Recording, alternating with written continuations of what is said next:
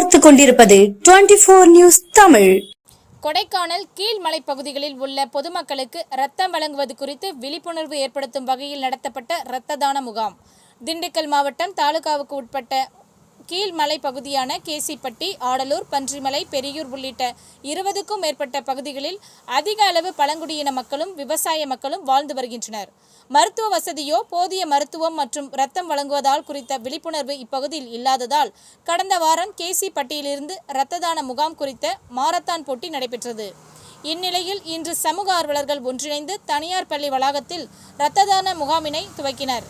இரத்த தான முகாமிற்கு ஆடலூர், கேசிப்பட்டி, பூமலை, சோலைக்காடு உள்ளிட்ட மலை கிராம சுற்றுப்புற பகுதிகளில் இருந்து 40க்கும் மேற்பட்டோர் இரத்த தான முகாமில் கலந்து கொண்டு இரத்தம் வழங்கினர். இங்கு மலைப்பகுதி மக்களால் வழங்கப்பட்ட இரத்தத்தை மதுரை அரசு மருத்துவமனைக்கு வழங்க உள்ளதாகவும், இதனால் ஏழைகள் ஏராளமானோர் பயன்பெறுவர் என்றும், மேலும் மருத்துவம் குறித்தும், கைப்பந்து, ஓட்டப்பந்தயம், கிரிக்கெட் உள்ளிட்ட பல்வேறு விளையாட்டு போட்டிகள் குறித்தும் விழிப்புணர்வு பிரச்சாரம் செய்து வருவதாகவும், அடுத்த கட்டமாக இலவசமாக விளையாட்டு போட்டி மைதானம் துவங்க ஏற்பாடு செய்து வருவதாகவும் இளைஞர்கள் தெரிவித்தனர்.